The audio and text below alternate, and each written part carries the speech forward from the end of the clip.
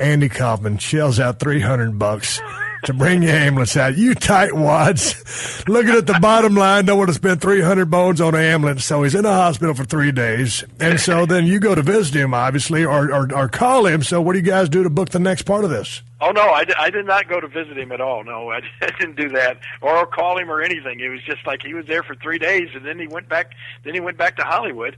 And the next call I get from Andy was just one day out of the blue, and he said, hey, do you want to be on the David Letterman show?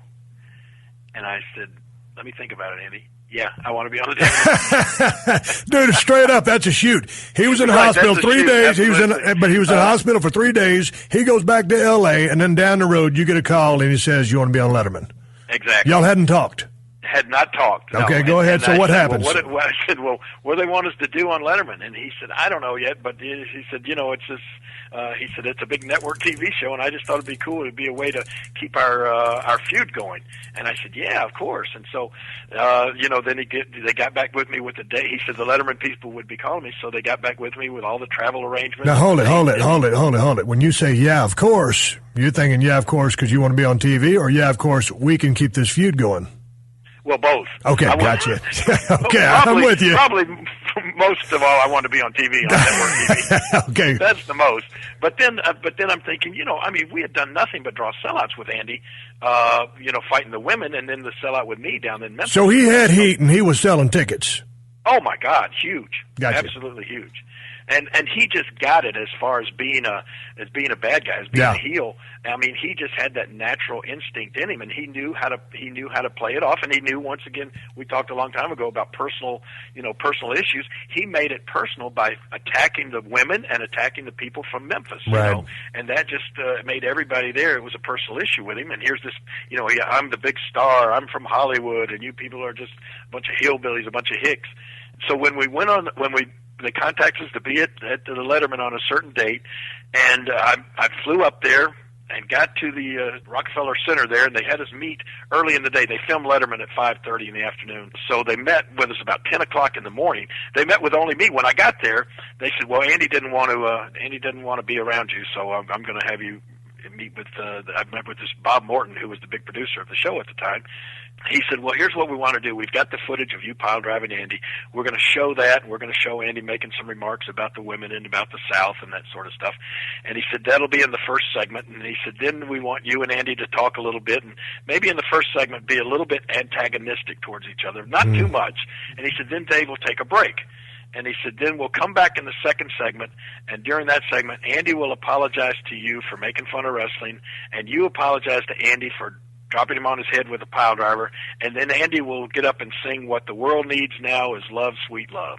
That's the way they had it laid out. That's what they told me, and then I left and went in the cab back to my hotel near Rockefeller Center, waiting to come back at 5:30. When I was back at my hotel, Andy called me and said, well, what do you think? And I said, well, what do you think about what? He said, well, what they want us to do. And I said, well, it sounds like it'll be funny. I said, but it'll probably pretty much be the end of our years of my feud with you and I apologizing to each other and everything being smoothed over. And he said, yeah, I know, that's what I was thinking too. But then he said, then just out of the blue, he hesitated a little bit, and he said, wonder what would happen if you just hauled off and slugged me.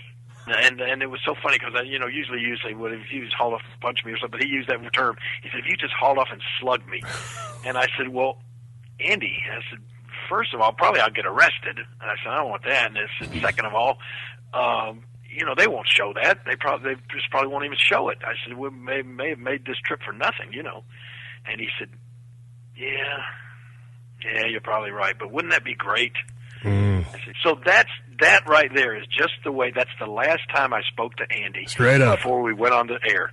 And it didn't seem at the taping before we walked out to be on there with Letterman. There was no other talking or planning about what was going to happen. It was all from that point on, it was just all flying by the seat of our pants. It was just all improv or winging it, if you want to say. I just knew that we went through the first segment and we were sort of antagonistic a little bit. And I realized why at that point, because when it was time to go to a break, break, they had a wrestling ring bell under Dave's desk, right, and he could ring it with his foot, right? And so it was like he made it look like things were kind of getting out of hand, and he started ringing that bell, and he said, "Okay, all right, we need to settle things down here, and let's take a break, and we'll come back and see if we can get the hoses out and see if we can calm things down a little bit, right?" So we took the break. And during the break, Andy got up and walked away. They turned the lights down because it gets so hot in the studio. They turned all the lights down. There was a studio audience, I think, about 650 people in this studio, right? So anyway, just the 2 minutes go by for the break, and they say, "Okay, we're coming back on in 3, 2, 1." They turn the lights back up. Boom, we're back on. Andy sits back down, and so Dave starts talking again. He says, "Well, Jerry, do you think you owe Andy an apology?" And I said, and I don't know why. I said, "No, not really." So it went from there. It just kind of escalated. And he didn't apologize to me, and I didn't apologize to him. And I think in watching it back, when I look at Dave's face, I think that's the first time he realized, something's not going right. Right. It's not the way we planned this, right?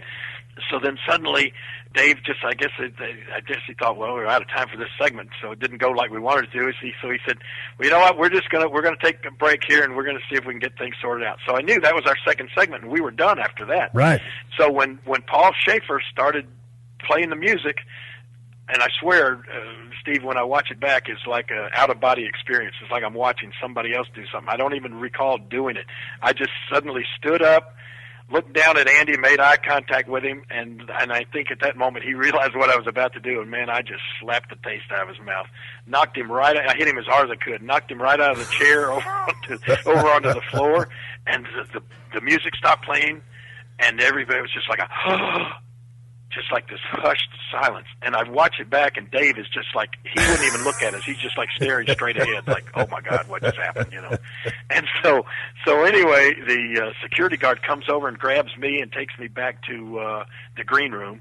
And then I can hear this commotion going on out there. Like, Andy gets up and starts just ranting and raving and screaming and all of this sort of stuff. And so usually they just take a break for 2 minutes. And literally about 15 minutes went by while all this commotion was going on. And then finally it sort of quieted down. And I'm just sitting by myself in the green room. And suddenly the door kind of opens up a little bit, and this intern sticks his head in, and he said, "Mr. Lawler," I think he was thinking, I'm going to stick my head in here with a killer. Yeah. I was the first person to ever strike another guest on a talk show ever in history, right? And so he says, "Mr. Lawler, Dave was wondering if you'd like to come back out and sort of wrap things up." And I said, "Sure, I'll do whatever." So I go back out into the studio, and Andy's way over by the door. And I sit down by Dave again. And the crowd had turned into sort of like a wrestling crowd. All of a sudden, these 650 people start booing me as I come out, right? And so then I sit down, and they're going like 10, 9, and Dave looks over and said, "Andy, are you going to come back in here or not?" And he says, "No. If I do, I'll say words you can't say on television." And he says, "Okay." And it was 3, 2, 1, and we're on. And Dave says, "Well, I'm here, and Jerry Lawler's here, and Andy Kaufman's here, and some nights I wish Tom Snyder were still here," which is, he's just taken over for Tom Snyder on the show. So anyway, he said, "Well, Jerry, I'd like you to thank you for being here." And right about that time, Andy comes in off set,